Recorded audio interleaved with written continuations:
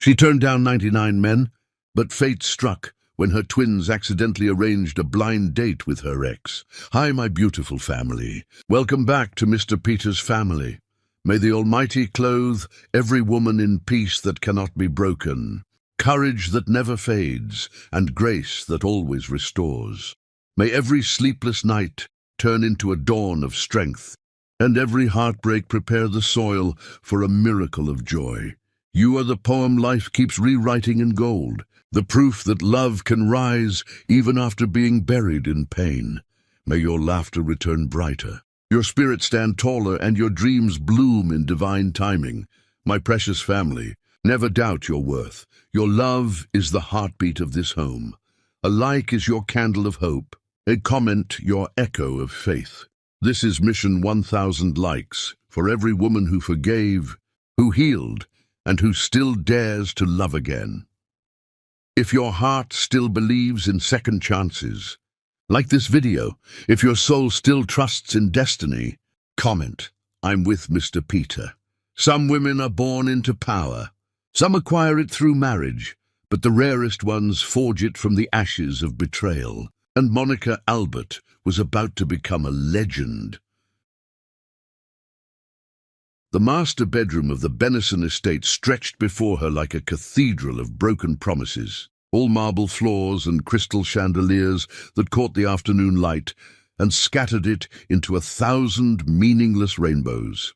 Monica stood before the floor-length mirror, her reflection showing a woman 8 months pregnant, her natural hair pulled back in a simple bun, her dark skin glowing with that radiance everyone spoke about but nobody understood, came from tears, cried in private bathrooms when the morning sickness overwhelmed her, and no one came to hold back her hair. She held a manila folder in trembling hands, and inside were photographs that would destroy everything she believed about her marriage, her husband, and the fairy tale she thought she was living. The images showed Will Benison, her husband of barely 2 years, with a woman whose blonde hair cascaded down her back like spun gold, their bodies intertwined on a European beach, his hands on her waist in a way that spoke of familiarity and comfort. The woman's face was turned away from the camera, but the investigator's report identified her as his childhood sweetheart, the one his mother always mentioned in passing, with that particular tone wealthy women use when they want you to know you are not good enough. Monica's hands moved to her swollen belly, feeling the twins kick and turn inside her, and she wondered how life could be so cruel as to give her everything and take it away in the same breath. She had met Will at an art exhibition where she was working as a junior curator, a nobody from a middle-class neighborhood who dreamed bigger than her circumstances, and he had looked at her like she was the only masterpiece in the room. Their romance had been a whirlwind of private jet flights and whispered promises, and when he proposed on a rooftop overlooking the city, she believed love could conquer the disapproving stares of his family, the whispered comments from his social circle, the way his mother Constance looked at her like she was a stain on expensive fabric. She believed their love was strong enough to weather any storm. The sound of car doors slamming announced Will's return from whatever business consumed his days, and Monica felt her heart hammering against her ribs like a caged bird desperate for escape. She had discovered the photographs in his study while searching for a pen, tucked inside a leather portfolio with a note attached that read, "Your mother thought you should see what she's been doing while you work." The handwriting was unfamiliar, but the cruelty was unmistakable. She heard his footsteps on the marble staircase, that confident stride that used to make her pulse quicken with anticipation, and now only made her stomach twist with dread. Will entered the bedroom looking exhausted, his tie loosened and his hair disheveled, dark circles under his blue eyes that spoke of sleepless nights and stress she knew nothing about because they had stopped talking about anything that mattered weeks ago. He had been dealing with something at the company, some hostile attempt by someone to take control, but she only knew fragments because he shut her out when work became difficult, retreating into silence instead of letting her help carry his burdens. He looked at her standing by the mirror with the folder in her hands, and something flickered across his face that might have been fear or might have been resignation. "What is that?" His voice was flat, drained of emotion, and that hurt worse than anger would have. Monica threw the folder at him, photographs scattering across the imported rug like autumn leaves, each one a small death of hope. "You tell me, Will. You tell me who she is, and why you're touching her like you used to touch me, before you stopped looking at me like I mattered." He bent down, gathering the photographs, and she watched his face change from confusion to understanding to rage. "Where did you get these? Who gave these to you?" His voice rose, not with guilt but with fury, and she stepped back instinctively, her hands protective over her belly. "Does it matter? Are you going to tell me they're fake? That this is all some misunderstanding?" Her voice broke on the last word, and she hated herself for the weakness. For caring so much it felt like drowning. "Monica, I can explain this, but you have to listen to me." He moved toward her, but she held up her hand, stopping him with a gesture that felt like severing an artery. Don't come near me with your explanations and your excuses. I've been living in this house for months, while your mother treats me like hired help, while your friends look through me at dinner parties, while you work yourself into exhaustion and come home too tired to even ask about my day or your children growing inside me. I stayed because I thought you loved me, but now I see what your family saw all along. I was never going to be enough for you, was I? What happened next would replay in her mind for years to come, dissecting every word and expression for hidden meaning. Will, instead of fighting for her, instead of dropping to his knees and begging her to believe him, let his own exhaustion and frustration overflow. "You want to know the truth, Monica? The truth is I'm tired. Tired of fighting my family about you, tired of defending our marriage to everyone who matters in my world, tired of coming home to a wife who looks at me like I'm the enemy. Maybe you should have thought about all of this before you married into a family you were never prepared to handle." The words landed like physical blows, each one aimed with the precision of someone who knew exactly where to strike to cause maximum damage. Monica felt something inside her crystallize into ice, all the love and hope freezing into something hard and unbreakable. She walked to the closet, pulled out a single suitcase, and began throwing clothes inside with methodical calm. Will watched her, and she could see the moment he realized what his words had cost him, see the regret bloom across his face like blood spreading through water. But it was too late. Some things once spoken could never be unsaid. "Monica, wait." I didn't mean that. "I'm sorry, I'm just so tired I don't know what I'm saying."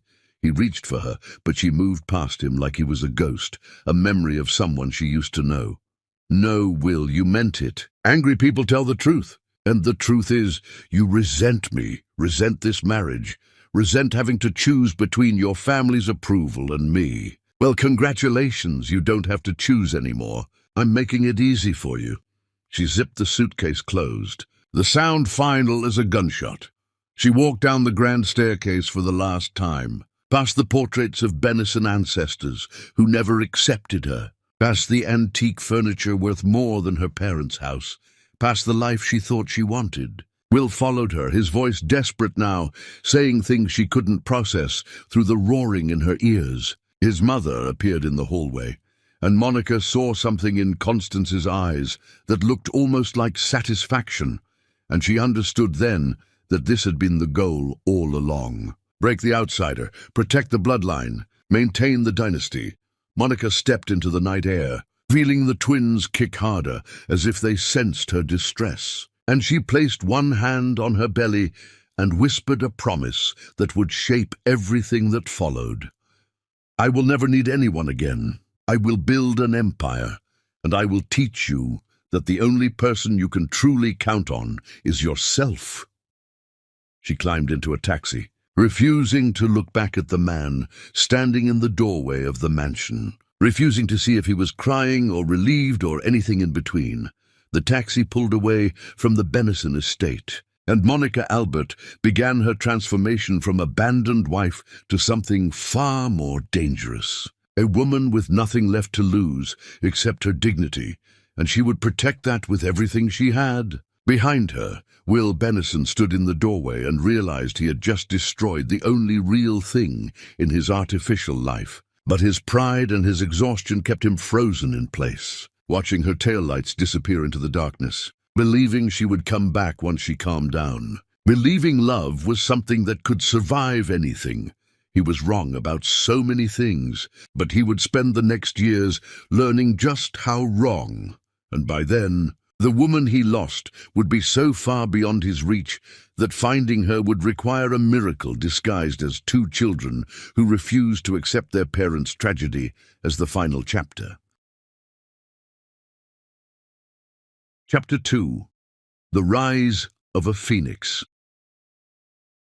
The years that followed the night Monica left the Benison estate became the foundation of a legend that would be whispered about in rooms where powerful women gathered. She gave birth to the twins alone, in a small hospital, her only companion a kind nurse who held her hand through contractions and never asked about the absent father. Leander arrived first, screaming his arrival with the fury of someone determined to be heard, and Calliope followed minutes later, silent and observing, her dark eyes taking in the world with an artist's intensity even then. Monica looked at these two perfect humans she created and felt something shift inside her, the grief and heartbreak transforming into fuel for a fire that would burn for years.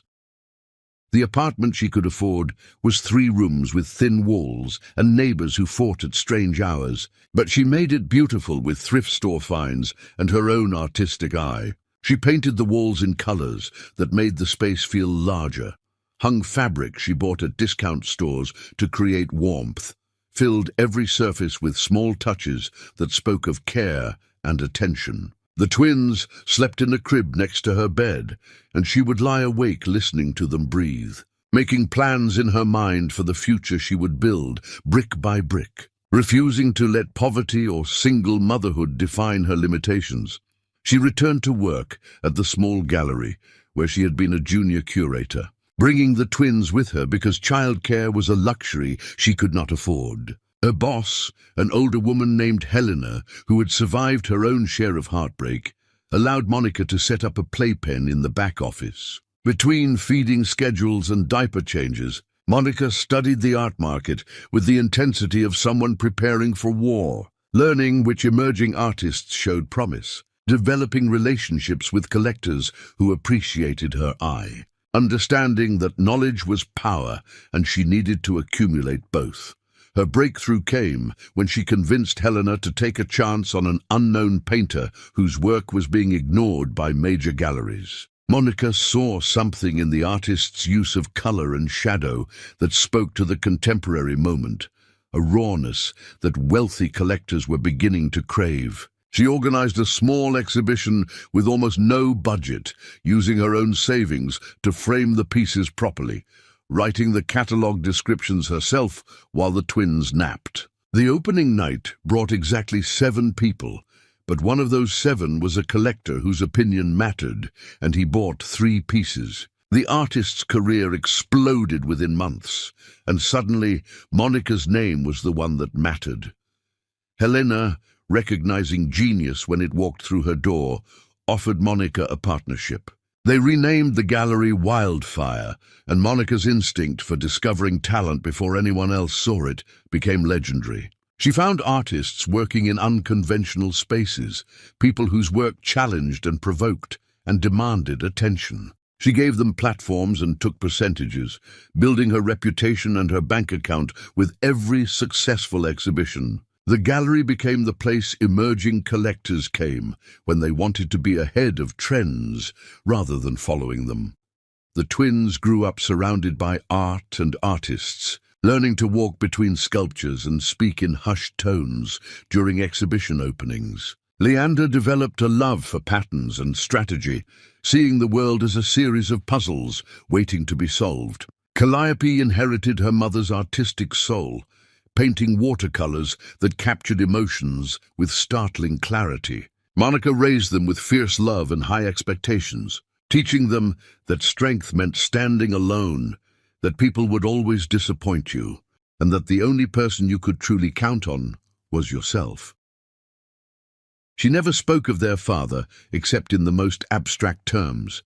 When Leander asked why other children had two parents, Monica told him that some men were too weak to handle the responsibility of family, that he and Calliope were better off without someone who chose appearances over authenticity. When Calliope drew pictures of families with missing spaces where a father should be, Monica explained that families came in all shapes, and they were complete exactly as they were. The twins accepted these explanations the way children do, storing their questions for later when they would be old enough to seek their own answers. The years transformed Monica from the young woman who believed love conquered all into someone harder and more magnificent. She cut her hair into a natural style that required no apologies, wore clothes that announced her arrival before she spoke, carried herself with the confidence of someone who survived fire and emerged as steel. Her gallery expanded into a larger space, then into 2 locations. Her artists won prestigious awards and appeared in museum collections. The money came, not in floods, but in steady streams that allowed her to move the twins into a better apartment, then into a house with a garden where Calliope could paint outdoors and Leander could build elaborate structures from whatever materials he found. The marriage proposals began when the twins were toddlers and continued as they grew. A Saudi prince who collected modern art offered her everything, promising to give her children the finest education and her gallery unlimited funding. She declined over coffee, explaining that she was not interested in trading one golden cage for another. A Hollywood director who was developing a film about the art world became obsessed with her after a single conversation, pursuing her for months with flowers and handwritten letters declaring his devotion. She turned him down gently but firmly, explaining that she had no interest in being someone's muse or supporting role. A technology billionaire who made his fortune in ways Monica did not fully understand offered to buy her gallery and make her the face of a global brand. She refused, telling him that her gallery was not for sale at any price, that some things existed for reasons beyond profit. With each refusal, her legend grew. People whispered that Monica Albert was impossible to impress, that no amount of money or status could move her, that she had standards no man could meet. The truth was simpler and more painful. She turned down 99 men because none of them looked at her the way Will Benison had looked at her during those early days. None of them made her feel like the world was brand new and full of possibility. None of them reached past her defenses to touch the woman who still existed beneath all the armor. She hated that truth, hated that some part of her was still waiting for something that would never come again. But she refused to settle for anything less than what she once had, even if it meant being alone forever.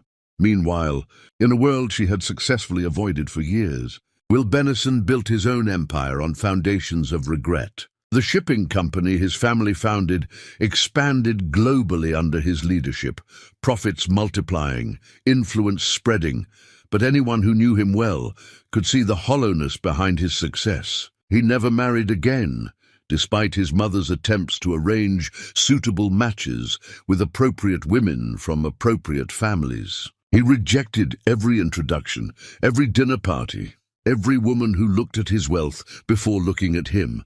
He hired investigators to find Monica, spending obscene amounts of money tracking leads that went nowhere, following whispers that led to dead ends. She had vanished completely, leaving no trail for him to follow, changing her name on legal documents, avoiding any connection to their brief marriage. He searched for 3 years before accepting that she did not want to be found, that she had chosen to erase him from her life completely.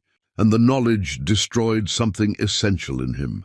His younger brother Gerald, who had orchestrated a hostile takeover attempt that contributed to Will's exhaustion and distraction during those final weeks with Monica. was eventually exposed and exiled from the family business. The investigation revealed that Gerald had been embezzling funds and manipulating board members, creating the crisis that consumed Will's attention when he should have been protecting his marriage. Will destroyed his brother's reputation methodically, using every legal tool available. But the victory tasted like ashes because the real damage was already done. His mother Constance's health declined rapidly after Monica left, and in her final months, she confessed the truth that shattered what remained of Will's peace. The photographs had been fabricated. The woman on the beach, an actress hired through a private investigator, the entire setup designed to drive Monica away. Constance believed she was protecting her son from an unsuitable marriage, protecting the family legacy from contamination. She died asking for forgiveness Will could not give, and he buried her with the photographs, unable to look at them without feeling sick. He kept searching even after the investigators gave up, checking every art gallery opening announcement, every cultural event listing, hoping to catch a glimpse of the woman who haunted his dreams. He wore his wedding ring on a chain under his shirts, a constant reminder of what he lost through pride and exhaustion. He built conference rooms and closed business deals, but every achievement felt hollow because the only person he wanted to share them with was gone.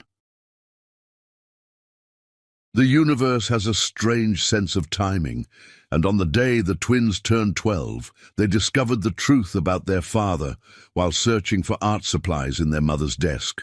The locked drawer had been forced open by accident when Leander was looking for watercolor paper, and inside was a marriage certificate bearing their mother's maiden name and a man named Will Benison. The discovery set in motion a series of events that would either heal old wounds or tear open scars that never properly closed. The twins, armed with the certainty of youth and the hope of those who have never experienced true heartbreak, decided their parents' story deserved a better ending than the one they got, and they would be the authors of that second chance, whether anyone asked for it or not. Chapter 3: Innocence Plays Matchmaker. The marriage certificate felt like holding a secret that could change everything. The paper slightly yellowed with age, but the names printed clearly in elegant script. Leander and Calliope sat on the floor of their mother's office at the gallery, surrounded by art supplies and shipping manifests, staring at proof that their father existed somewhere in the world. They had asked about him over the years, receiving vague answers about a man who was not ready for the responsibility of family. But now they had his full name and the knowledge that their mother had loved him enough to marry him. Calliope spoke first, her voice quiet but determined in that way she had when an idea took root in her creative mind. "We should find him. We should see if he's a good person, or if Mom was right to keep him away from us." Leander, always the strategist, nodded slowly while his mind was already racing through possibilities and potential obstacles. They spent the rest of the afternoon researching Will Benison on the library computers, careful to clear their search history, because their mother checked their internet usage religiously. What they discovered astounded them. Their father was wealthy beyond anything they imagined, running a global shipping empire with offices on 3 continents. The business articles painted him as brilliant and ruthless in negotiations, but fair with employees and generous with charitable donations. The society pages showed him at various events over the years, always alone, despite the attractive women who appeared at his side in photographs, always with the same distant expression, like he was present physically but absent in every way that mattered. There were no mentions of a wife, no children listed in any biography, no explanation for why a man who seemed to have everything appeared so profoundly lonely. Calliope found the detail that convinced them both to act. In several candid photographs from different years, if you looked closely at Will Benison's collar when his tie shifted, you could see a thin chain around his neck. In one particularly clear image taken at a charity gala, the chain was visible, and suspended from it was what looked like a wedding ring. "He still wears it," Calliope whispered, showing her brother the screen. "After all these years, he still wears his wedding ring." People don't do that unless they're still in love.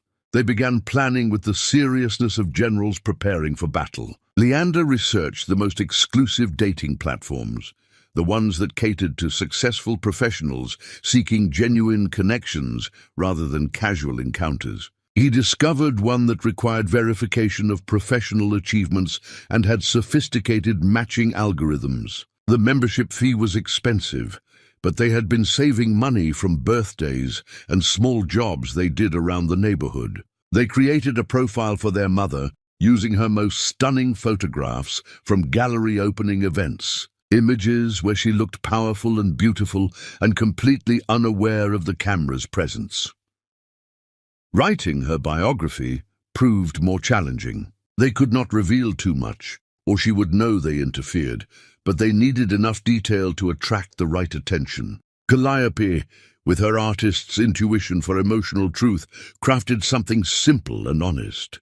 Gallery owner who discovered herself through independence, loves watercolors, strong coffee, and people who mean what they say. Mother of brilliant twins who think she's lonely, even though she claims otherwise. Not interested in projects or charity cases, only genuine connection with someone who has done the hard work of becoming a complete person.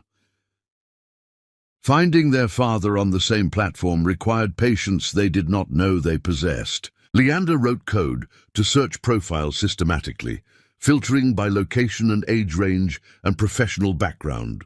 It took 3 weeks before they found him, listed under a profile that was sparse and honest in a way that made their hearts ache. His biography read like someone forced to participate against his will. Business owner who has everything except what matters. Still learning how to fill silence. Not interested in starting over because I never properly finished the first time.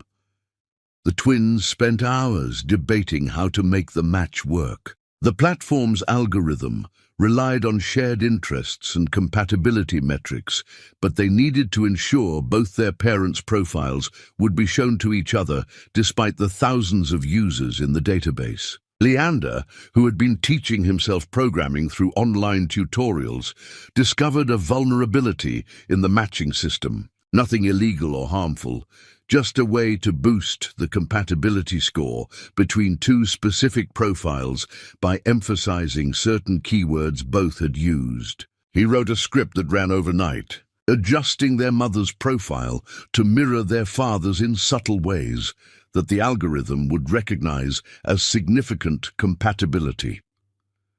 The match notification appeared 3 days later. Calliope was checking their mother's account when she saw Will Benison's profile appear as a suggested connection with a 97% compatibility rating. Her hands shook as she realized they had actually done it.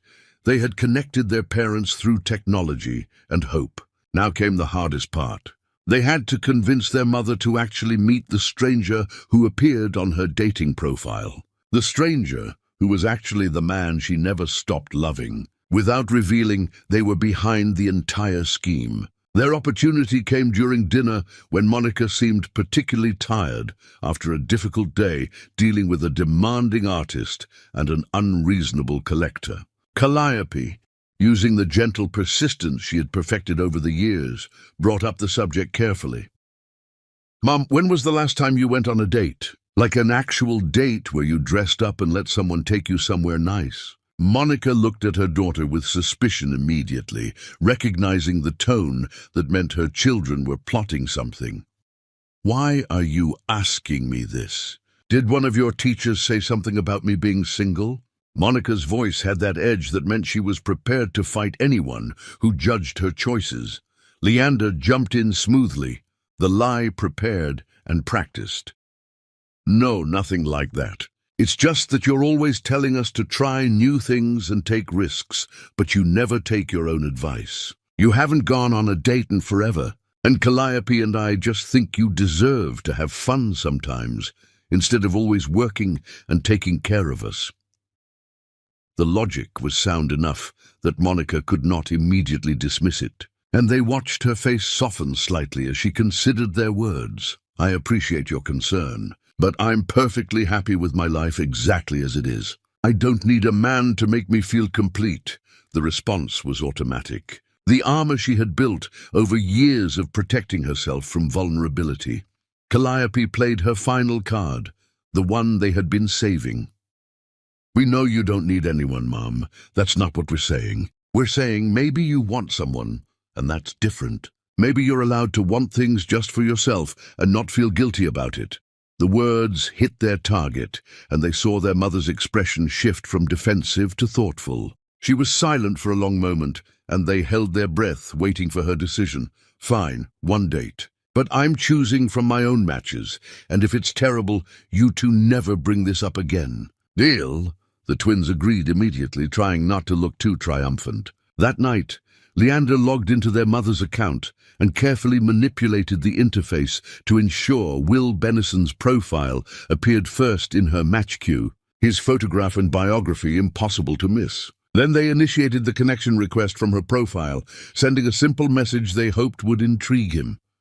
"Your profile says you never finished the first time. Maybe some stories don't end. They just pause until the characters are ready for the next chapter." Will's response came within the hour, and the twins read it with tears in their eyes. "I've been paused for a very long time. Maybe it's time to press play again." The conversation that followed between their parents over the next few days was cautious and careful, neither revealing too much, both dancing around the edges of real vulnerability. The twins monitored every message, their hearts breaking and healing simultaneously as they watched their parents connect through words on a screen, neither knowing who they were really talking to. Arranging the actual blind date required military precision. They needed a location upscale enough for their mother to feel respected, but intimate enough for real conversation. The Ivory Room was perfect, a restaurant known for absolute privacy, where celebrities and politicians dined without fear of cameras. The reservation required connections they did not have, but Calliope called the restaurant, pretending to be an assistant for a famous artist their mother represented, and somehow the lie worked. The date was set for Friday evening, and both their parents confirmed attendance, each believing they were meeting an intriguing stranger who might understand their complicated hearts. The twins prepared with the thoroughness of directors staging a crucial scene. They ensured their mother's favorite dress was cleaned and ready. They arranged for their neighbor to watch them for the evening. They even researched the restaurant's menu to know what their parents might order. On the night itself, they took positions in a building across the street with binoculars Leander had saved money to buy, watching the entrance with the dedication of scientists observing a critical experiment.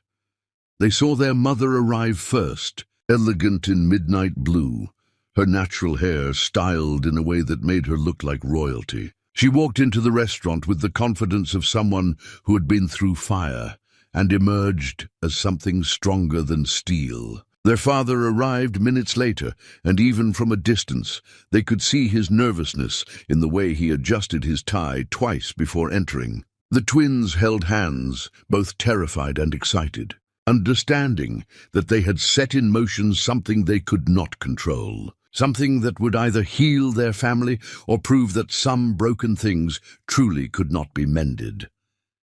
Inside the restaurant, two people who once loved each other desperately were about to collide again, and neither had any idea their children were watching from across the street, praying to whatever gods might listen, that love was stronger than pain, that time could heal instead of merely creating distance, and that sometimes the most important second chances come disguised as blind dates orchestrated by twins who refused to accept that their parents' story ended in tragedy. Chapter 2. 4. The Collision of Worlds. Monica entered the Ivory Room feeling ridiculous for letting her children convince her to waste an evening on a blind date with someone who would inevitably disappoint her. The restaurant's interior was all soft lighting and discreet alcoves, designed for people who valued privacy above everything else. And she appreciated the understated elegance even as she regretted agreeing to this entire situation. The maître d' greeted her with the professional warmth of someone trained to make wealthy patrons feel special. and she followed him through the dining room toward a private booth in the back corner. She saw Will Benison before he saw her, and the world tilted violently on its axis. He stood near the booth, looking at his phone, older than she remembered, but somehow more handsome for it, silver threading through his dark hair in a way that made him look distinguished rather than aged. The lines around his eyes spoke of years spent squinting at spreadsheets and staring at horizons, searching for something just out of reach. Her body recognized him before her mind fully processed what was happening, her heart rate accelerating and her hands going cold, while her stomach twisted with a combination of rage and longing so intense she thought she might be sick. Will looked up at that moment, and she watched his face transform through a dozen emotions in the span of seconds. Shock, disbelief, recognition, pain, hope, fear, all flickering across his features like a slideshow of their entire relationship compressed into heartbeats. He dropped his phone, the expensive device clattering onto the marble floor, but neither of them moved to retrieve it. They stood frozen, separated by 10 feet that felt like an ocean, while other diners continued their meals, oblivious to the silent detonation happening in the corner booth. The maître d' cleared his throat gently, gesturing toward the table, and somehow Monica's legs carried her forward, even though every instinct screamed at her to run. She slid into the booth, and Will sat across from her, and for a long moment they simply stared at each other like survivors of separate shipwrecks who washed up on the same shore. She noticed he still wore the same cologne, something subtle that she used to smell on her pillow long after he left for work. Something that made her chest ache with memories of mornings when they woke up tangled together and happy. Will spoke first, his voice rough like he had swallowed gravel. "This cannot be a coincidence. Someone arranged this." His eyes searched her face, looking for confirmation or denial, looking for some explanation that made sense of the impossible. "I didn't know you would be here. I thought I was meeting someone named Graham, who owned an art consultation firm." The lie came easily, because it was actually true. The profile her children showed her had been carefully edited to hide any identifying details. Her hands clenched in her lap, nails digging into her palms, hard enough to leave marks, the pain grounding her in reality. "My profile said I was meeting someone named Elise, who ran a boutique gallery in the arts district." Will's voice carried a note of realization, his strategic mind already piecing together the deception. "Someone wanted us to meet. Someone who knows us both well enough to manipulate us into this." They sat in silence for another moment, while the implications settled between them like sediment at the bottom of a river. A server appeared with menus and water, and the normalcy of the gesture was so absurd that Monica almost laughed, except nothing about this situation was funny.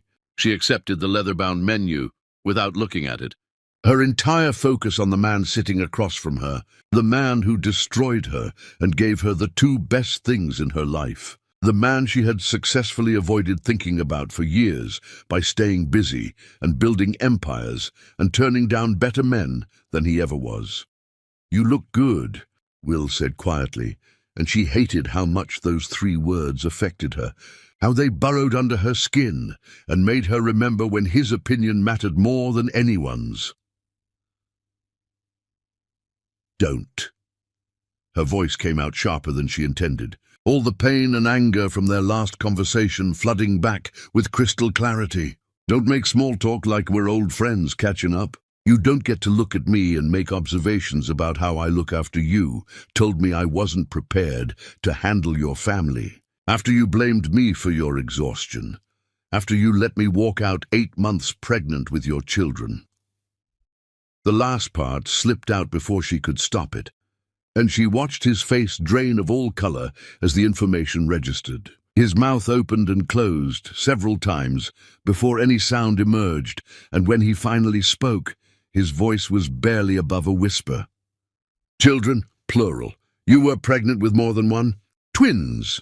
I had twins alone in a hospital where no one knew my real name because I was terrified your family would try to take them from me. I raised them by myself for years while you built your empire and attended your galas and lived your life like I never existed."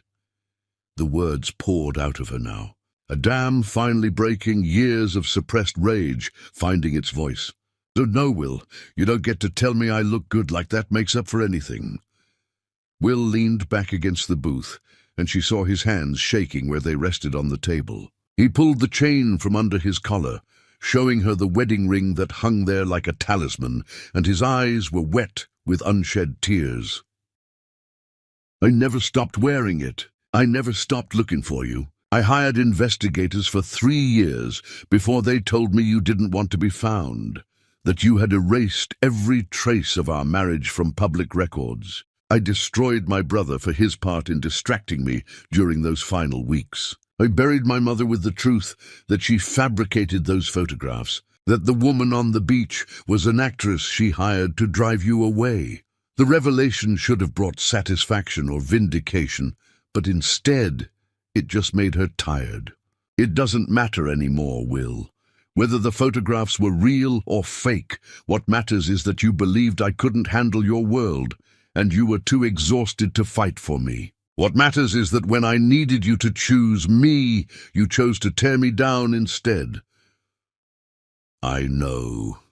His voice broke on the words, and a tear escaped down his cheek before he could stop it. "I know I failed you in every possible way. I was drowning in work and family pressure, and instead of letting you help me, I pushed you away. I said things designed to hurt you because I was hurting, and I have regretted those words every single day since you left. But Monica, I never stopped loving you. Not for 1 second of one day in all these years did I stop loving you." She wanted to throw something at him, wanted to scream that love without action was meaningless, that pretty words could not undo the damage of cruel ones. But she also saw the truth in his eyes, saw that he had been living in his own prison of regret while she built her life from ashes. They were both survivors of the same disaster, just on different sides of the wreckage. "Tell me about them. The twins. Tell me everything." Will's voice was desperate now, and she understood that he was a man learning he missed years of his children's lives, that there were 2 humans walking around with half his DNA who did not know he existed. Monica took a deep breath, trying to organize years of motherhood into a summary that would make sense. "Their names are Leander and Calliope.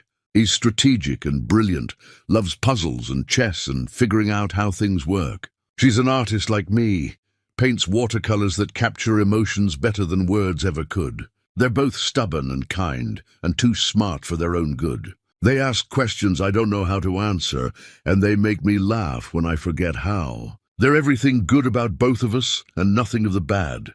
Do they know about me?" The question was almost too quiet to hear, laden with fear and hope in equal measure. "They know their father was someone who wasn't ready for them. I didn't tell them your name or anything specific because I didn't want them searching for you and getting hurt. But they've asked, Will. They've asked why they don't have a father like other children. And I've had to explain that some people aren't strong enough for the hard parts of love." Her voice softened, despite her intention to stay hard, because talking about her children always made her vulnerable in ways nothing else could. The server returned to take their orders, and they both randomly pointed at items on the menu without any idea what they selected. The interruption gave them both a moment to compose themselves, to wipe away evidence of tears, to breathe deeply and try to find some equilibrium in a situation that had none. When they were alone again, the silence felt different, less hostile and more exhausted. Will reached across the table, not touching her, but his hand close enough that she could feel its warmth. "I want to meet them. I want to know my children, Monica. I understand if you hate me and never want to see me again, but please don't punish them for my failures. They deserve to know their father, and I promise I will spend the rest of my life proving I'm worthy of that title."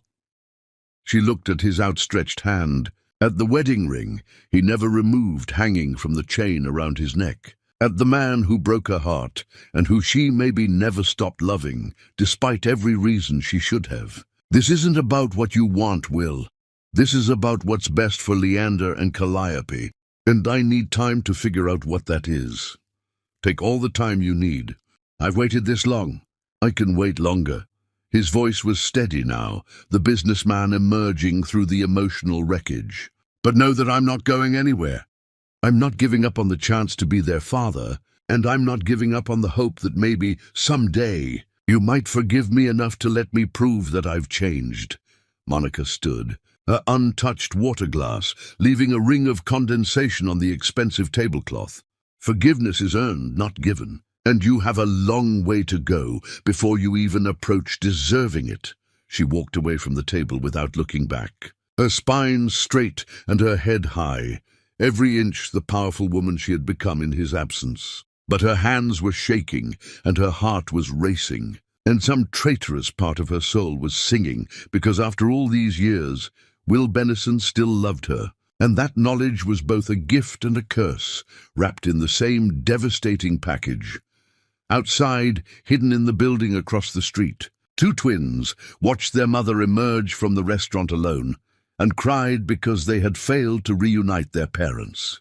They had no way of knowing that inside the ivory room, Will Benison sat in a booth designed for privacy and wept for the years he lost, the children he never knew, and the woman who got away because he was too proud and too stupid to hold on when it mattered most. But they would learn soon enough that their matchmaking had consequences, that you could not heal old wounds without making them bleed fresh first, and that sometimes love required more than a blind date to resurrect what should have stayed buried. Chapter 5. The Game of Proximity.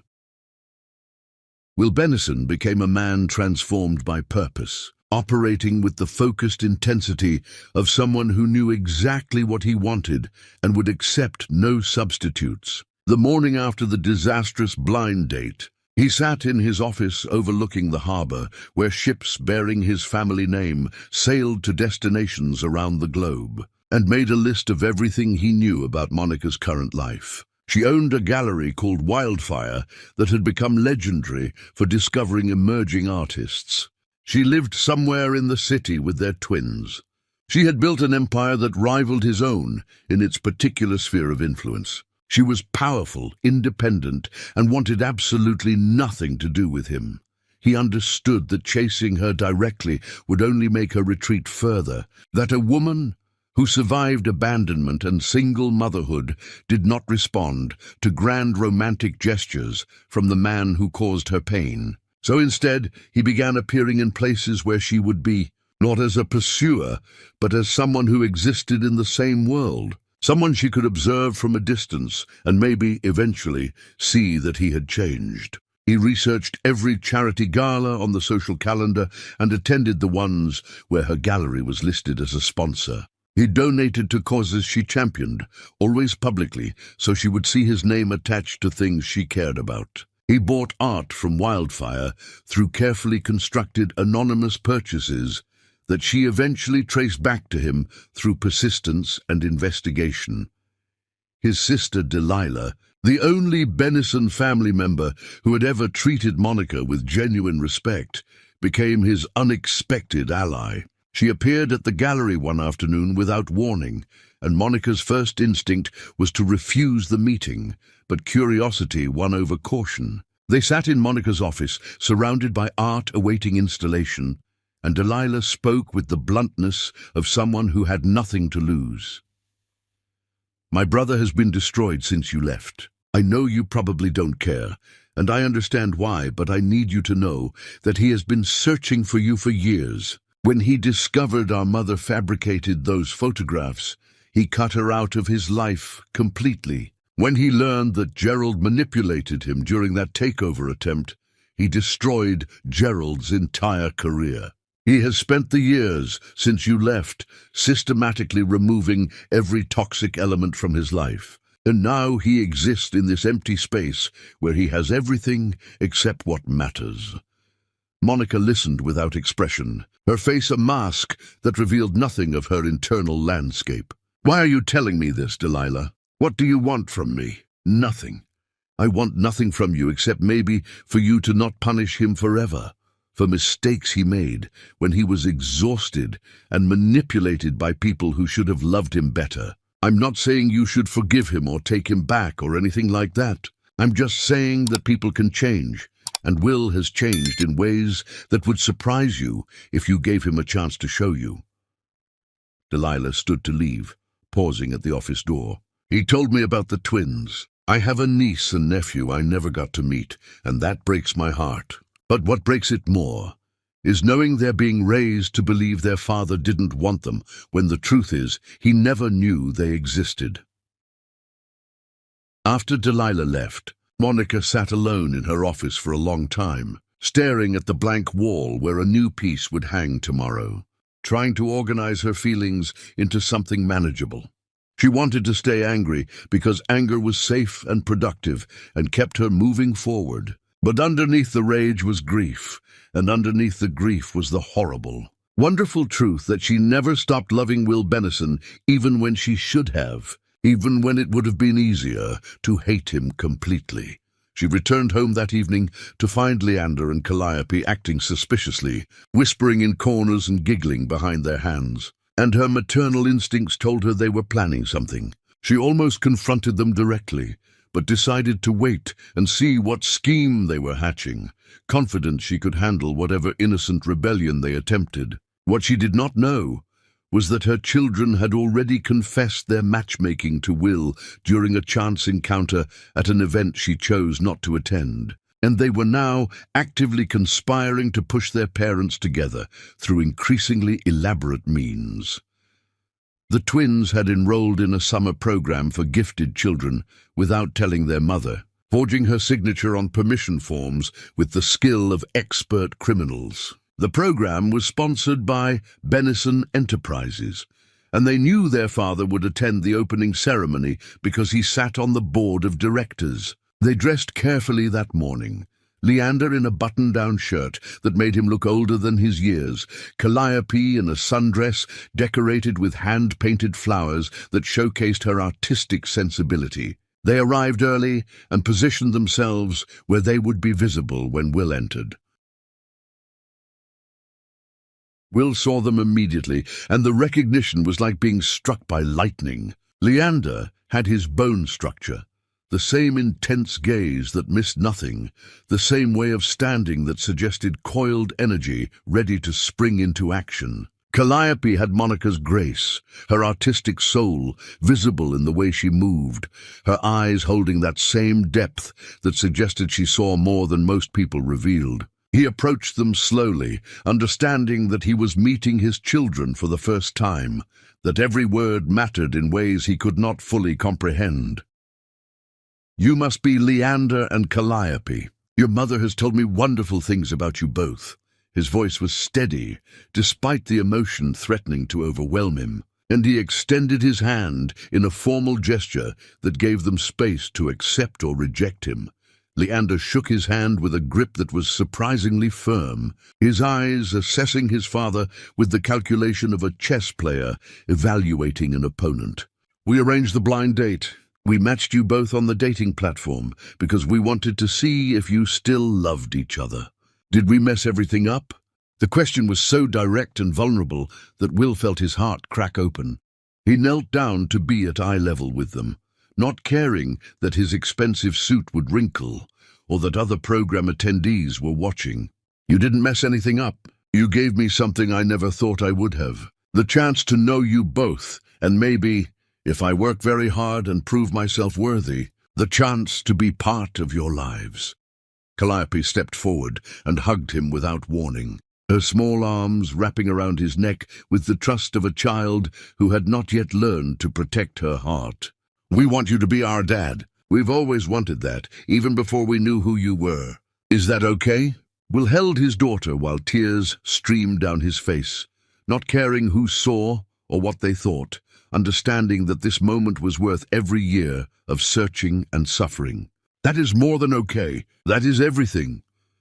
The encounter changed Will's entire approach to winning Monica back. He realized now that his children were allies in this campaign, that they wanted their family reunited as much as he did. But he also understood that using the twins to manipulate their mother would destroy any progress he made. So he set firm boundaries with them about what was acceptable and what crossed ethical lines. He began attending the twins' activities, first asking Monica's permission through carefully worded texts that acknowledged her authority as their mother. He came to Calliope's small art show at a community center, standing in the back so as not to intrude, watching his daughter explain her paintings to adults who were genuinely impressed. He attended Leander's chess tournament, observing his son's strategic mind at work, feeling pride and regret in equal measure that he had missed so many years of their development. After each visit, he sent Monica detailed messages about what they did, what the twins said, small anecdotes that showed he was paying attention and genuinely connecting with them. He never asked for more time or pushed for anything beyond what she granted. He respected every boundary she set, while making it crystal clear through his actions that he was not going away, that he would prove himself through consistency and genuine presence rather than grand gestures or expensive gifts. Monica watched this transformation with suspicion that slowly eroded into something close to respect. She saw how Will looked at their children like they were miracles he did not deserve, how he listened to Leander's strategic observations with genuine interest, how he encouraged Calliope's artistic ambitions without trying to direct them. She saw him learning to be a father in real time, making mistakes and correcting them, never pretending to have all the answers, treating the twins like individuals rather than possessions or reflections of himself. She also noticed that he attended events where she would be, never approaching her directly, but existing in her peripheral vision, letting her see him from a distance. She saw him donate to a scholarship fund for young women in the arts, saw his name attached to causes she championed, saw evidence that he was learning what mattered to her and supporting those things without demanding credit or recognition. It was a slow siege, a patient campaign to prove that he had changed in fundamental ways, and she hated how effective it was at breaking down her defenses. One evening, after Will brought the twins home from a museum visit, he lingered at her doorway instead of immediately leaving. "I know you're watching me with them. I know you're evaluating whether I'm safe for them to love. I want you to know that I understand the responsibility you're giving me, and I don't take it lightly. Whatever happens between us, I will never let them down the way I let you down." Monica crossed her arms, her body language defensive, even as her expression softened slightly. "They already love you, Will. I can see it in how they talk about you, how excited they get before your visits, how disappointed they are when something comes up and you have to reschedule. You're not on trial anymore with them. You've already won. But me? I'm a different story entirely. I know, and I'm prepared to spend however long it takes proving that I'm worth the risk." He stepped back, giving her space, always conscious of not crowding her or pushing too hard. "But I want you to know that I see who you've become in my absence, and you're magnificent, Monica. You built an empire, raised 2 extraordinary children, became the kind of woman people write legends about. I fell in love with who you were back then, but I'm in awe of who you are now." He left before she could respond, and Monica stood in her doorway watching him walk away, feeling the ice around her heart, developing small cracks that might eventually become breaks. She was not ready to forgive him, was not ready to trust that his transformation was permanent rather than performance. But she was beginning to believe that maybe, just maybe, some people could change if they wanted it badly enough. And Will Bennison seemed to want it with the intensity of someone who had lost everything and was determined not to make the same mistakes twice. The question was whether she was brave enough to risk her heart again, or whether the scars from their first attempt would always be too deep to fully heal. Chapter 6. The Children's Testimony. The truth came out on a rainy afternoon when Monica discovered the forged permission slip for the summer program tucked inside Leander's backpack while looking for a library book she knew was overdue. She stared at her own signature, knowing immediately it was not her handwriting, feeling betrayal spread through her chest like ink on wet paper. She called both twins into the living room, her voice carrying that particular tone that meant someone was in serious trouble, and they appeared looking guilty enough that she knew her suspicions were correct, even before anyone confessed. They sat on the couch together, presenting a united front, and Monica stood before them, trying to organize her rage and hurt into words that would not damage them, while still conveying the severity of what they had done. "Start from the beginning and tell me everything. No lies, no excuses, just the truth about what you've been doing behind my back." Leander took the lead, his voice steady, but his hands clasped tightly in his lap. "We found your marriage certificate when we were looking for art supplies. We saw his name and we researched him, and we realized that our father was someone successful and alone, and still wearing his wedding ring after all these years. We thought maybe you kept him away because you were hurt, not because he was a bad person. And we wanted to see if you still loved each other." Calliope continued, her artistic soul making her more emotionally articulate. "You're lonely, Mom. You pretend you're not, but we hear you at night sometimes crying in your room when you think we're asleep. We see how you reject everyone who asks you out, how you never let anyone get close, how you work all the time so you don't have to think about being alone. We just wanted you to be happy, like you make us happy." The words hit Monica harder than any accusation could have, forcing her to confront truths she had been avoiding.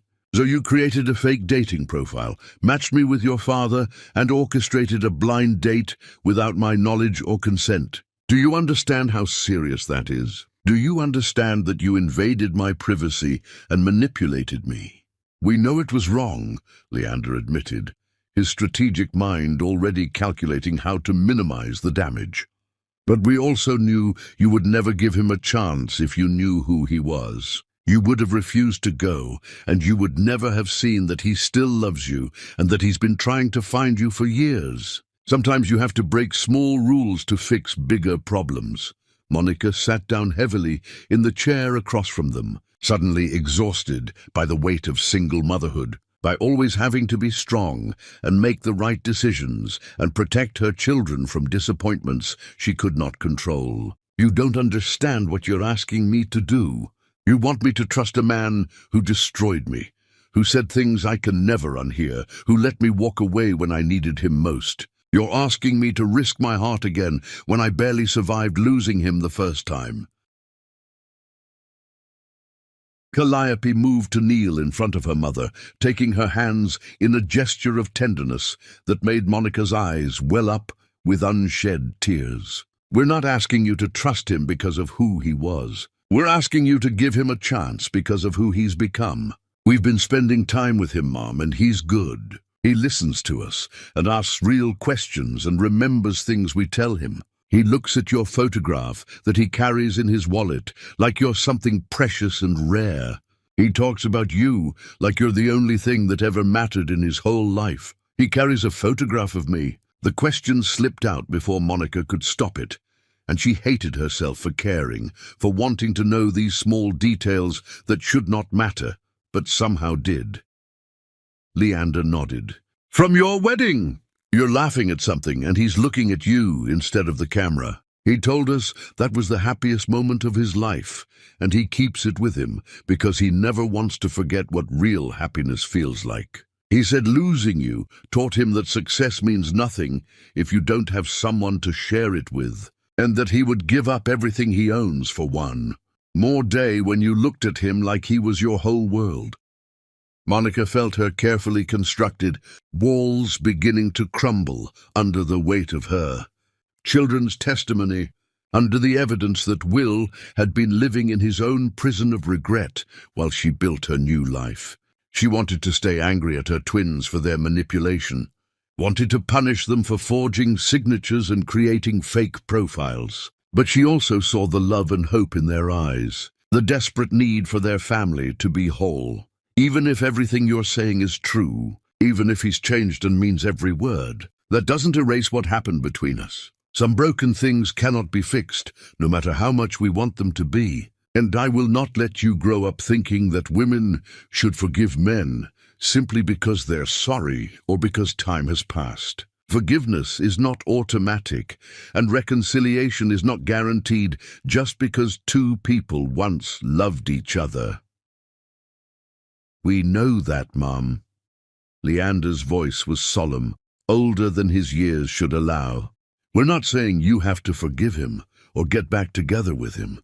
We're just saying he deserves the chance to be our dad, and maybe you deserve the chance to see who he is now, instead of only remembering who he was then. If you give him a real chance, and you still decide he's not worthy, we'll accept that. But at least you'll know you made the decision based on truth, instead of fear. The words struck too close to home, and Monica felt something shift inside her. The armor she had built over years of protecting herself, developing cracks that might eventually become breaches. You think I'm afraid? You think that's why I won't forgive him? Calliope spoke gently, her artist's intuition understanding emotional landscapes her mother tried to hide. We think you're afraid of getting hurt again. We think you've been so busy being strong and independent that you forgot it's okay to need people sometimes. We think maybe you love him as much as he loves you, but you're scared to admit it because that would make you vulnerable. And you've spent years teaching yourself that vulnerability is weakness. Monica stood abruptly, needing space from her children's uncomfortably accurate observations, needing air that did not feel heavy with expectations and hope. I need time to process this. I need to figure out what comes next without you two interfering or manipulating or arranging anything. You're both grounded for the forgery and the deception. But more than that, you need to understand that you cannot control other people's lives just because you want them to be happy. Love is messy and complicated, and sometimes it doesn't work out, no matter how much everyone involved wants it to. The twins accepted their punishment without argument, understanding they had pushed as hard as they dared, that now the decision rested with their mother. After they returned to their rooms, Monica stood at her living room window, watching rain streak the glass in patterns that looked like tears, and she let herself acknowledge truths she had been denying for years. She missed Will with an ache that never truly faded. She looked for him in crowds even when she told herself she had moved on. She compared every man who pursued her to the standard he set and found them all lacking. She built an empire to prove she did not need him. But what if she did it to prove she was worthy of him choosing her? The realization was terrifying and liberating in equal measure. She was Monica Albert, the woman who turned down 99 men, the gallery owner who discovered artistic geniuses before anyone else saw their potential. The mother who raised brilliant children alone without asking for help.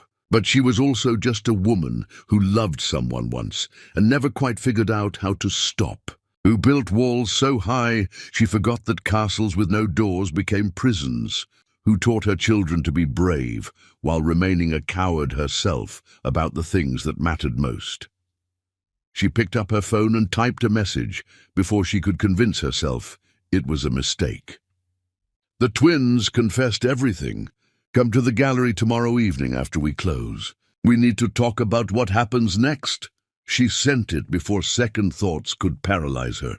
And when Will's response came seconds later, just a simple thank you, she felt her heart race in a way it had not in years. She was not ready to forgive him, was not ready to trust that their story could have a different ending. But she was ready to stop running from the possibility that maybe, just maybe, some love was worth the risk of getting hurt again. The question was whether she was brave enough to find out, or whether the scars from their first attempt would always define her boundaries more than hope could expand them. Chapter 7. The Enemy's Return. Gerald Bennison learned about his brother's reconnection with Monica through the network of gossips and social climbers who populated the world, where wealthy families destroyed each other with smiles and passive aggression. He received the information over drinks at a private club from a mutual business acquaintance who thought he was being helpful, not realizing he was handing a loaded weapon to someone who'd been waiting years for an opportunity to wound his brother again. Gerald had spent the time since his exile rebuilding his reputation in smaller markets, making connections with people who valued results over ethics, cultivating relationships that could be weaponized when the moment arrived. This was that moment. He understood Will better than anyone else precisely because they shared DNA and upbringing, because they learned cruelty and strategy from the same teachers. Will's weakness had always been his conscience, his inconvenient belief that success should not require destroying others, his ridiculous notion that love and business operated by different rules. Gerald knew that the fastest way to hurt Will was through the woman he loved, and the most effective wound would be one disguised as concern for her well-being.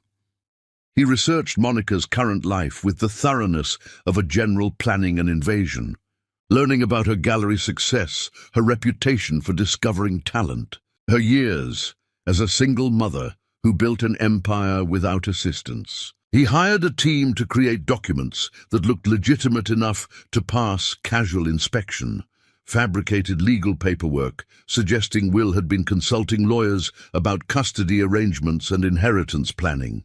The papers were expertly forged, complete with official letterheads and case numbers that would not hold up under serious investigation, but would seem authentic enough to trigger panic in someone predisposed to distrust. Gerald appeared at Wildfire on a Thursday afternoon when the gallery was hosting a small exhibition opening, entering with the confidence of someone who belonged in spaces where art and money intersected. He was handsome in that polished way wealthy men often were, his suit expensive but not ostentatious, his smile practiced but not quite reaching his eyes. He waited until Monica was alone at the front desk reviewing inventory before approaching, his opening line calibrated to seem concerned rather than hostile. "Monica Albert, I'm Gerald Bennison, Will's brother. I know we've never met, but I was hoping we could speak privately for just a moment. It's about the children." The mention of the twins guaranteed her attention, and he saw her expression shift from polite interest to wary focus. She led him to her office without a word, closing the door behind them, already defensive in a way that made his manipulation easier. Gerald settled into the chair across from her desk and arranged his face into an expression of sympathetic concern. "I want to start by saying that I'm genuinely happy Will found you again after all these years.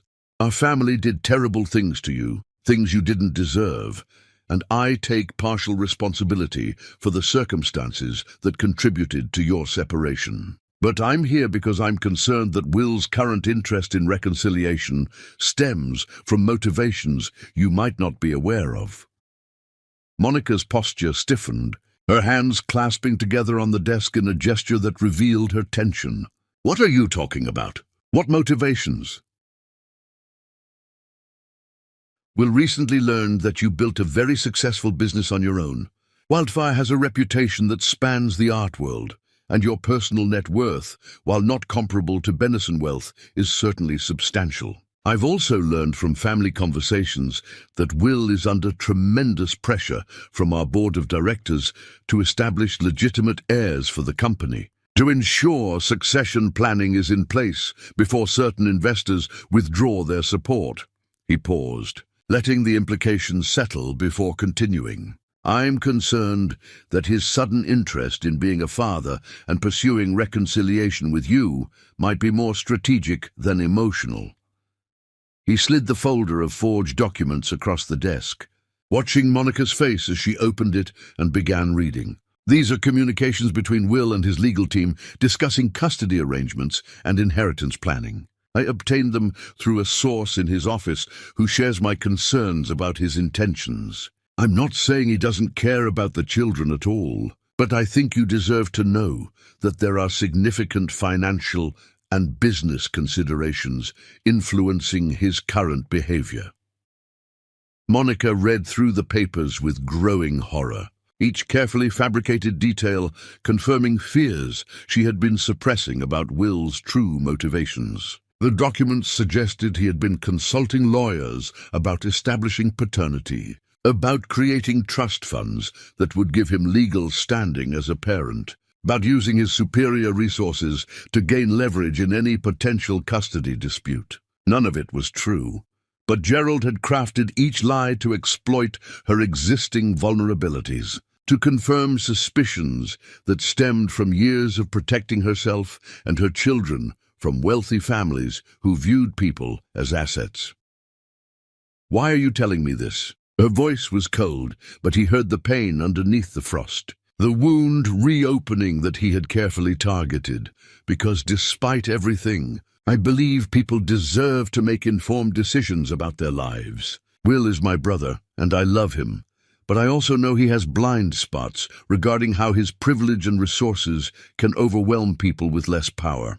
I don't want to see you or the children hurt when reality doesn't match whatever promises he's making. Gerald stood, having delivered his poison, ready to retreat before she thought to question his motives. "I'll leave these with you. Do with them what you think is best, but at least now you know what you're dealing with." After he left, Monica sat alone in her office, surrounded by art that usually brought her comfort, staring at documents that appeared to confirm her worst fears. She had been allowing herself to hope, allowing Will back into her life and the twins' lives, believing that maybe his transformation was genuine. But these papers suggested it was all calculated, that he saw their children as heirs rather than individuals, that his pursuit of her was strategic positioning rather than love. She felt stupid for believing, angry for letting her guard down, devastated that she had been manipulated again by the same family that destroyed her years ago. She did not wait to confront Will in private, did not take time to investigate the document's authenticity, did not pause to wonder why Gerald would suddenly care about her welfare. Instead, she drove directly to the park, where Will had taken the twins that afternoon, her rage building with every mile, the papers crumpled in her fist as evidence of his betrayal. She found them near the playground, Will pushing Calliope on the swings, while Leander showed him something on a handheld chess set. And the domestic scene only fueled her fury. "Get away from my children," her voice cut through the afternoon air like broken glass, and she saw Will's face transform from happiness to confusion as he registered her expression. The twins immediately sensed disaster, moving instinctively toward their mother, but stopping when they saw the papers in her hand. "Monica, what's wrong? What happened?" Will approached her carefully, his hands raised in a placating gesture that only made her angrier. "What's wrong? You want to know what's wrong? This is what's wrong." She threw the folder at him, papers scattering at his feet like accusations. "Your brother was kind enough to inform me about your real motivations for suddenly wanting to be a father, about the custody discussions with your lawyers, about the inheritance planning, about using the twins as your legitimate heirs to satisfy your board of directors. Did you think I was too stupid to figure it out? That I would just hand over my children to be molded into Benison heirs without questioning why you suddenly cared?" Will bent down to gather the papers, his face draining of color as he recognized what he was reading. "Monica, I have no idea where these came from, but they're lies. I haven't been consulting any lawyers about custody. I haven't discussed inheritance planning with anyone. This is all fabricated. Of course you would say that. Of course you would deny it when confronted with proof. But I should have known better than to trust you again. Should have known that a Benison never does anything without calculating the advantage." Her voice was breaking, tears threatening despite her determination to stay strong. Leander stepped forward, looking between his parents with the strategic mind that saw patterns others missed. "Mum, listen to yourself. Uncle Gerald gave you these papers. The same uncle who tried to destroy Dad's company years ago. The same uncle who Dad had removed from the family business. Why would you trust anything he says?" The logic was sound, but Monica was too hurt and angry to hear it. She had opened herself to vulnerability after years of protection, and this felt like being stabbed in the same wound that never properly healed. "I'm terminating your visitation with the children immediately. You're not to contact them or me until I say otherwise." If you try to use your lawyers or your money to force access, I will fight you with everything I have, and you will discover that I'm not the powerless girl you abandoned years ago. Monica, please, just let me explain. Give me one chance to prove these are lies." Will's voice was desperate, but she was already walking away. Calliope crying and reaching for her father, while Leander looked back with an expression of profound disappointment that cut deeper than anger ever could. She drove home with her children silent in the back seat, both processing the destruction of hope in their own ways. That night, she packed bags and loaded the twins into her car, driving to the beach house she had purchased years ago as a sanctuary from the pressures of the city. She needed distance from Will, from the gallery, from everything that reminded her she had been foolish enough to believe in second chances. Will, destroyed by accusations he could not immediately disprove, returned to his office and began his own investigation into the fabricated documents. It took him less than 2 hours to identify them as forgeries, less than a day to trace them back to Gerald through the printer specifications and paper stock. The confrontation between brothers that followed became legendary in their business circles, a public destruction so complete that Gerald would never recover his reputation or standing. But the victory felt hollow because Monica still believed the lies, and the twins were suffering the consequences of adult failures. Will wrote his letter that night, 47 pages detailing every day since Monica left, every moment of searching and regret. Every business decision made while thinking about her judgment. Every night spent alone wishing he could undo the past. He included evidence disproving every claim Gerald made, documentation from his actual legal team confirming he had never discussed custody or inheritance planning. Statements from business associates confirming his love for Monica was genuine and well known among those who knew him. He ended with the truth that terrified him, that he loved her more than he loved his own life.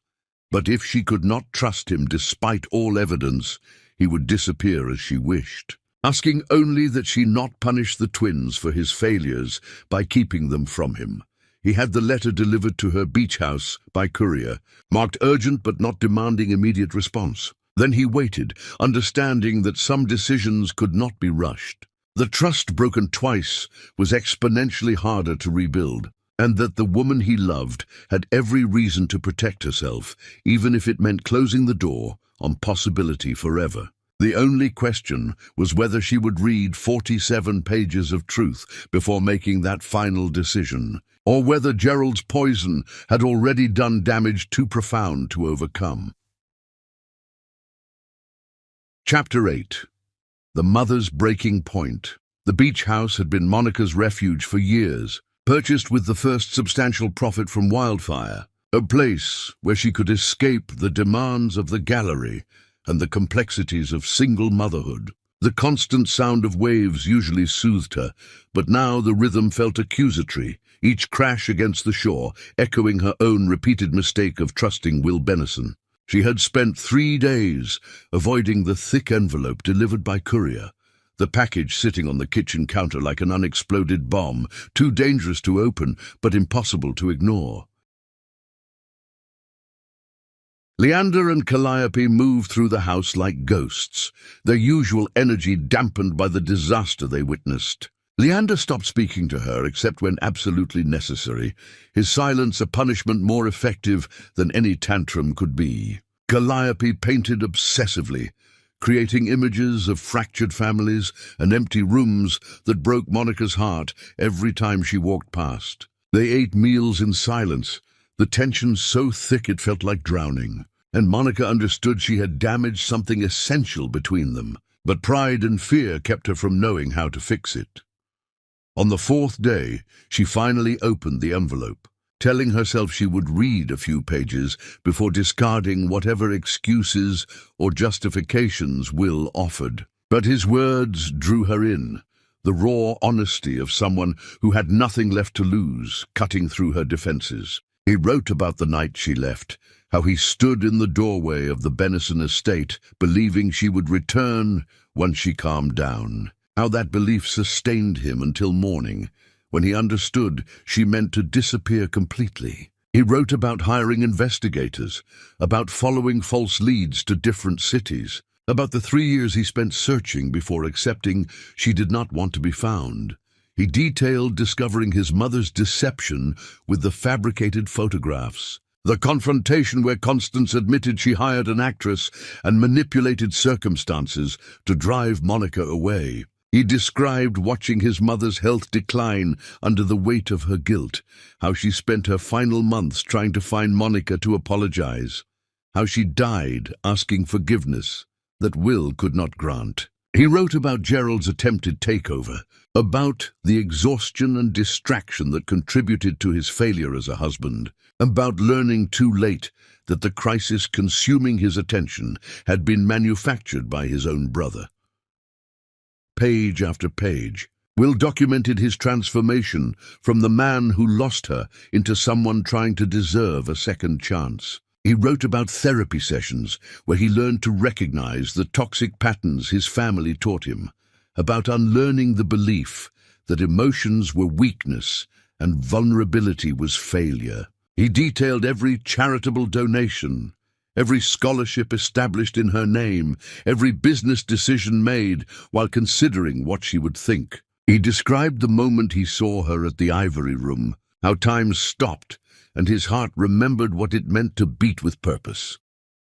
When he wrote about discovering he had children, Monica had to pause reading because her own tears blurred the words. He described seeing Leander and Calliope for the first time, recognizing himself in his son's intensity and Monica in his daughter's artistic soul, feeling his entire world reshape around the knowledge that two extraordinary humans existed because of a love he destroyed. He wrote about every visit with the twins, the small moments that became treasures, the way Leander explained chess strategies and Calliope showed him her paintings, the profound privilege of being allowed into their lives, even in a limited way.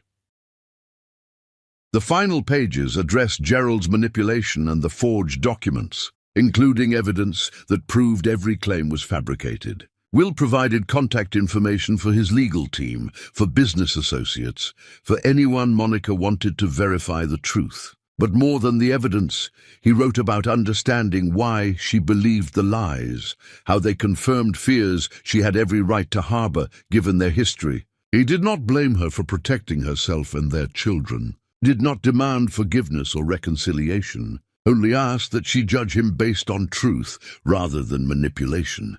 The ending destroyed what remained of her armor completely. I understand if you cannot trust me again, if the wounds are too deep and the scars too permanent. I understand if you need to protect yourself and the twins from any possibility that I might hurt them the way I hurt you. If that is your decision, I will respect it completely. I will disappear from all your lives, asking only that you tell Leander and Calliope that I loved them from the moment I learned they existed, and that my greatest regret is not being there from the beginning. But if there is any possibility, any chance at all, that you might forgive me enough to let me prove I have changed, I will spend every remaining day of my life showing you that I am worthy of that gift. I love you, Monica. I have loved you every moment of the past years, and I will love you until my last breath, whether you choose me or not. The choice is yours,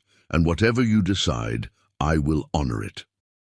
Monica read all 47 pages twice, then a third time, and with each reading, she felt her carefully constructed walls crumbling. She had been so certain of Will's betrayal, so ready to believe the worst, because it fit the narrative she had been telling herself for years. But Gerald had played her perfectly, using her fears against her, knowing she would react from pain rather than logic. She had let her past trauma dictate her present choices, had let one manipulative man destroy the fragile progress she and Will had been making towards something real.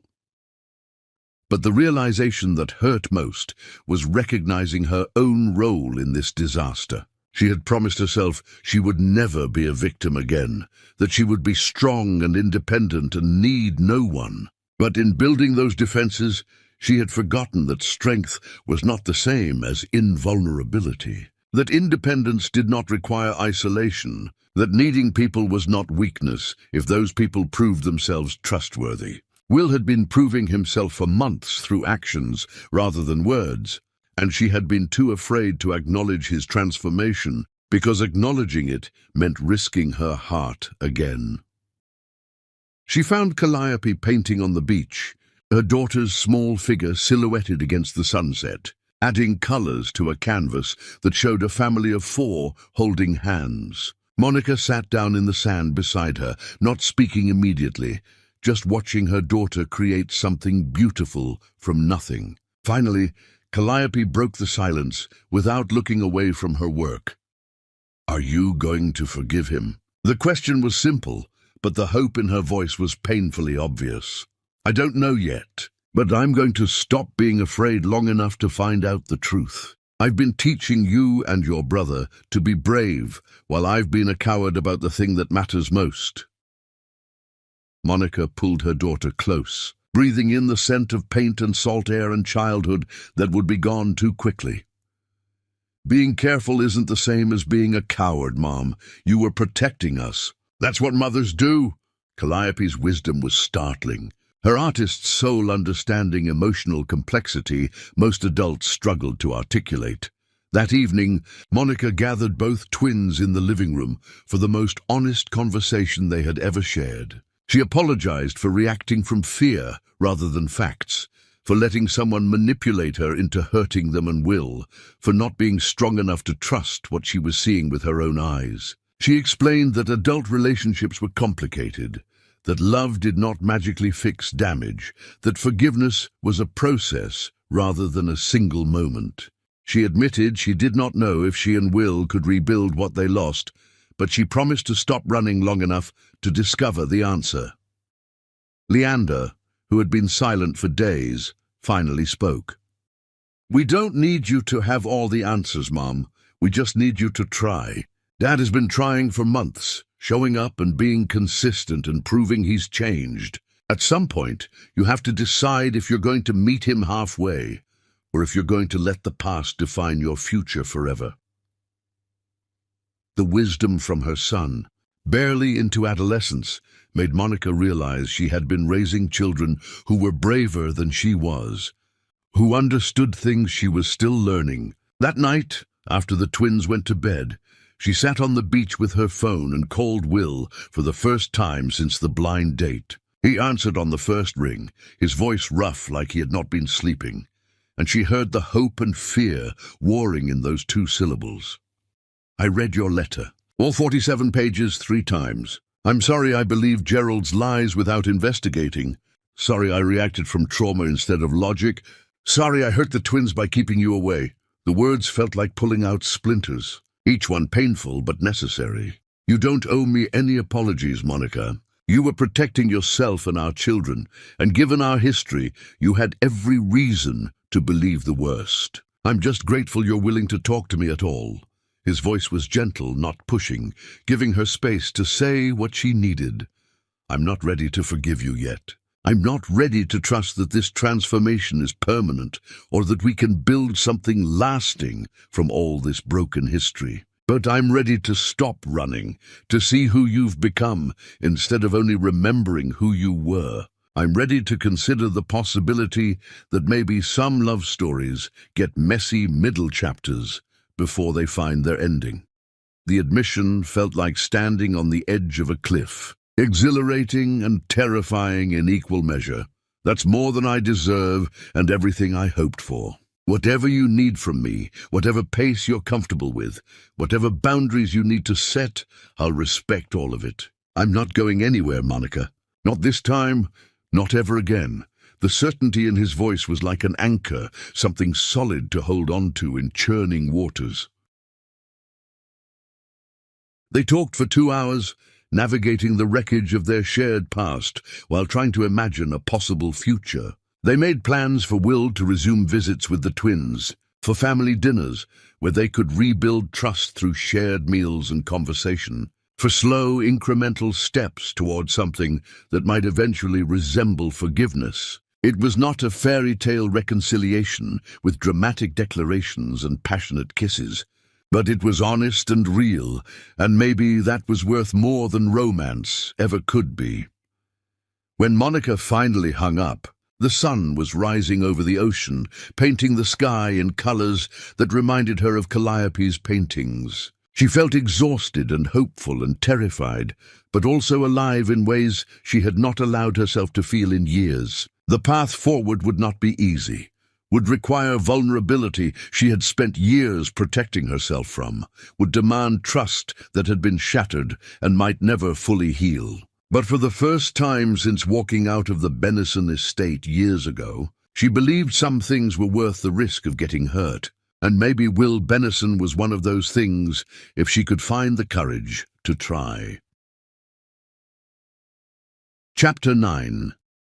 The Impossible Decision. The weeks following Monica's phone call became a careful choreography of rebuilding trust through consistent action rather than grand gestures. Will appeared for family dinners exactly when he promised, bringing ingredients rather than taking over the cooking, learning to exist in her space without trying to control or direct. He helped Leander practice chess strategies, offering advice without criticism, celebrating wins, and analyzing losses with the kind of patience that came from genuine interest rather than obligation. He sat with Calliope while she painted, asking questions about her artistic process, listening to her explain color theory and emotional expression with the focus of someone who cared about understanding rather than just appearing. Interested, Monica watched these interactions with the scrutiny of someone who had been burned and would not survive being burned again,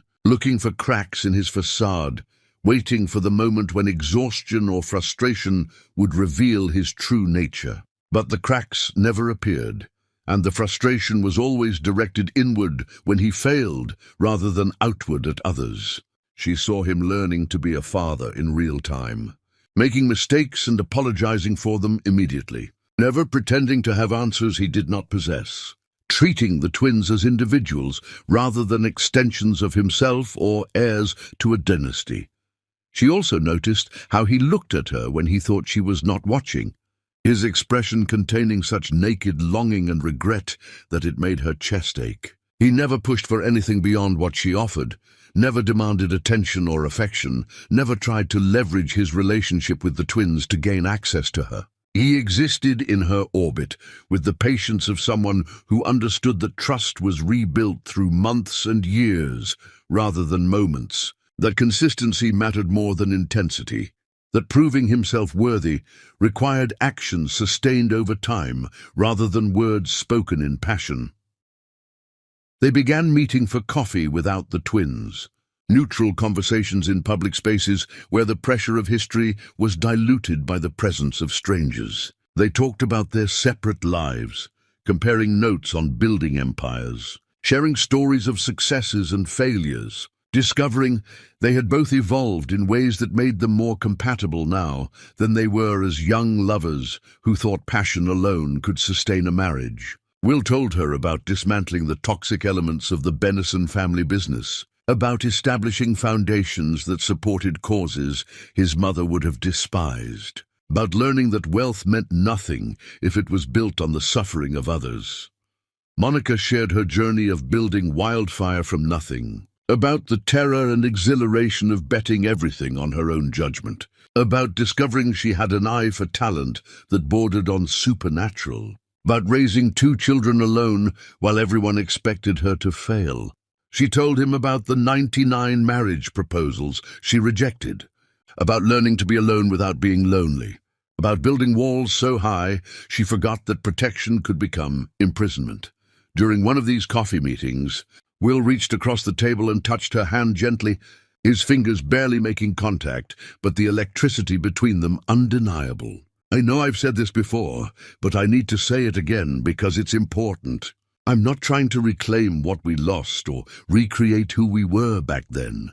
I'm trying to discover if we can build something new together, something stronger because it's built on honesty and growth, rather than just passion and hope. I don't want to be the man I was when you left. I want to be the man who deserves the woman you've become. Monica looked at their hands, his pale skin against her darker complexion, the contrast that used to fascinate her when they first fell in love. "That's the thing, Will. I'm not sure I know how to do this without walls anymore. I've spent years protecting myself, teaching myself that needing anyone was dangerous, building an identity around being completely self-sufficient. Letting you in means dismantling everything I've built, and that terrifies me. Then don't dismantle everything. Keep your gallery, keep your independence, keep your strength and your walls where you need them. I'm not asking you to go back to being the young woman who thought love meant merging completely with another person. I'm asking if there's room in your extraordinary life for someone who wants to walk beside you rather than lead you or follow you. Someone who celebrates your success rather than feeling threatened by it, who supports your dreams rather than asking you to sacrifice them for his." The conversation shifted something fundamental in how Monica saw their potential future. She had been thinking in terms of all or nothing, complete vulnerability or total protection, but maybe there was space between those extremes where she could be both strong and soft, independent and connected, powerful and willing to share that power with someone who had proven himself worthy.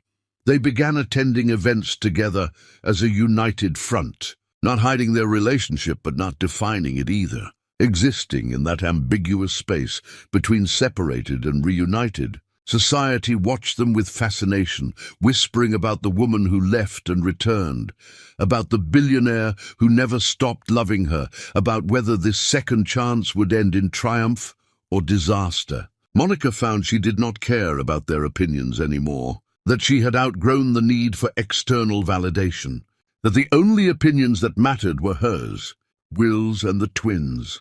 Delilah, Will's sister, became an unexpected ally in their reconciliation, inviting Monica to lunch and speaking with brutal honesty about the Bennison family's failures. "We were toxic, Monica. Our mother raised us to believe wealth and status mattered more than people, that maintaining appearances was more important than being decent humans. Will is the only one of us who escaped that programming, and it's because losing you forced him to confront who he really was versus who he wanted to be. I'm not asking you to forgive us or forget what we did, but I am asking you to see that he's different now. And that difference is permanent because it cost him everything to achieve it." The words resonated because they came without expectation of reciprocation, without asking Monica to make any decisions or commitments, just offering perspective from someone who understood the family dynamics that contributed to their original disaster.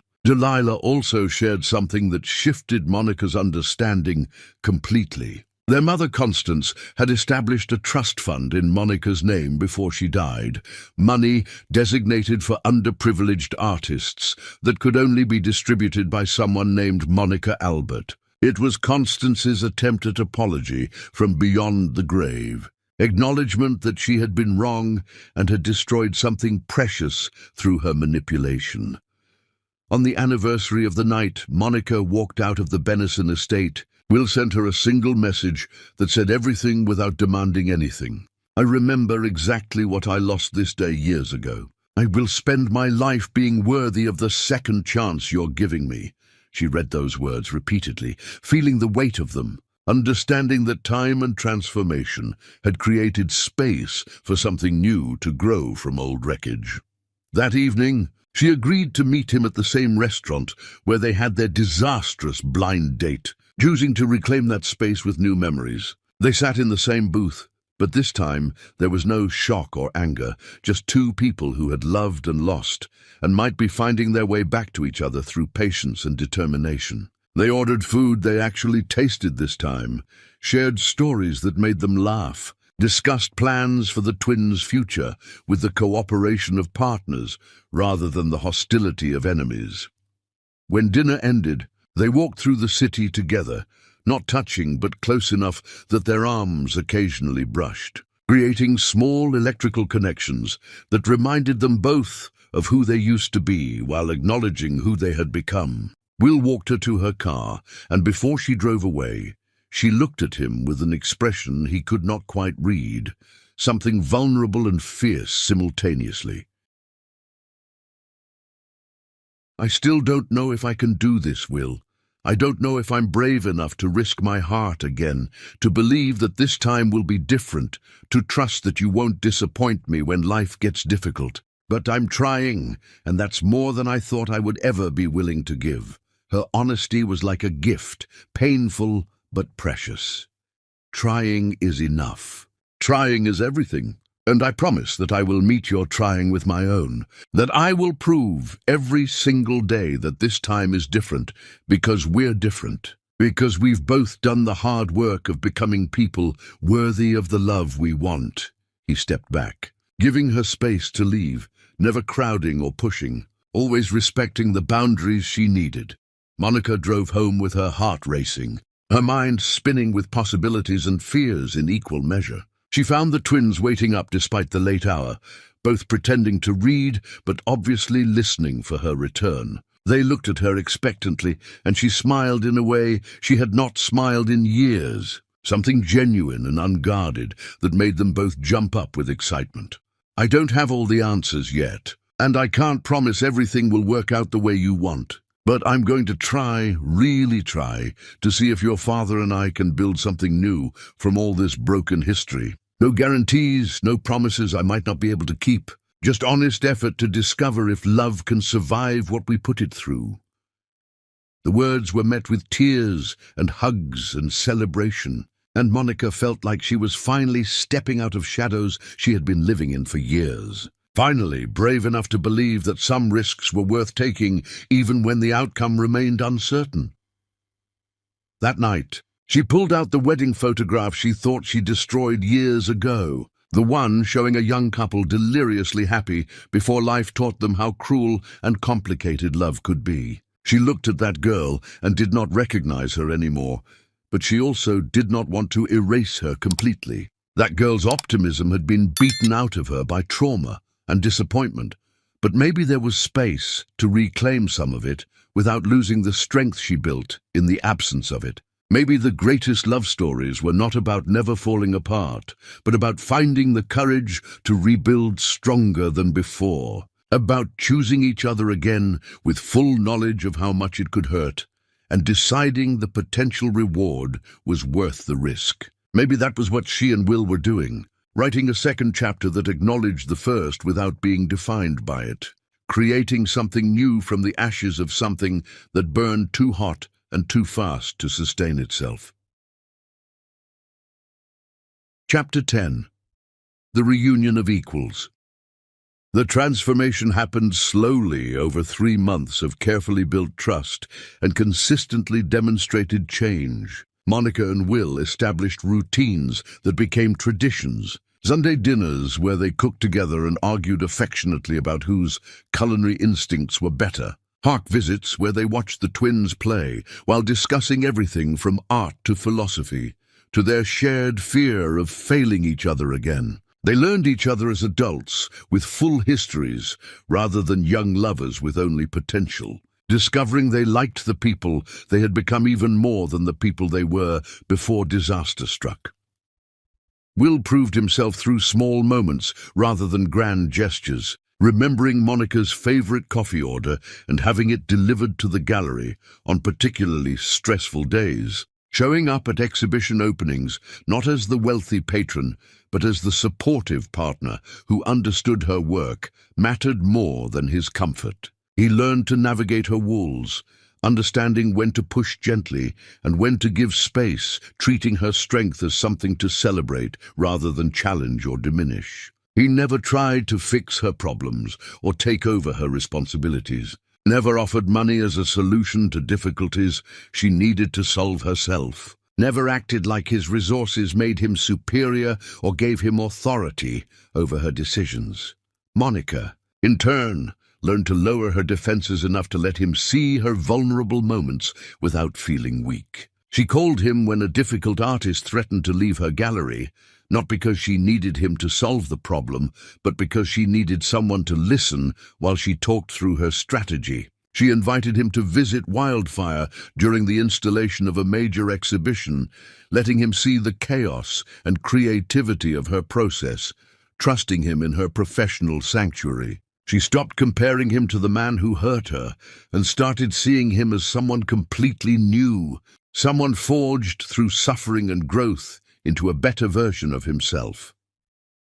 The anniversary of their first meeting arrived with surprising speed, marking the day they collided at that art exhibition where she was nobody and he was everything. Will asked to take her somewhere special, and she agreed without knowing the destination, trusting him in ways she had not trusted anyone in years. He drove them to the gallery where they first met, which had been converted into a community arts center, and walked her inside to discover it transformed.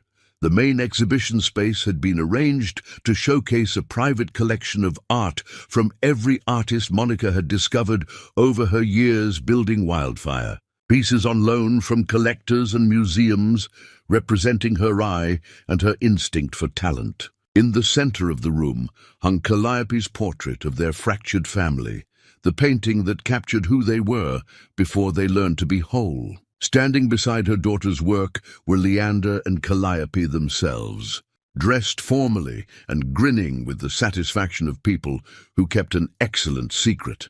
Monica turned to Will with questions in her eyes, and he took her hand gently, his touch warm and steady and real. "I wanted you to see what you've built, not just the gallery or the reputation, but the legacy of artists whose careers exist, because you believed in them before anyone else did. You did this alone, without help or support, and it's extraordinary. But more than that, I wanted you to understand that I see you completely. I see your strength and your fear, your independence and your desire for connection, your past pain and your current magnificence. I see all of it and I love all of it, and I want to spend my life celebrating who you are rather than trying to change you into something easier or more convenient."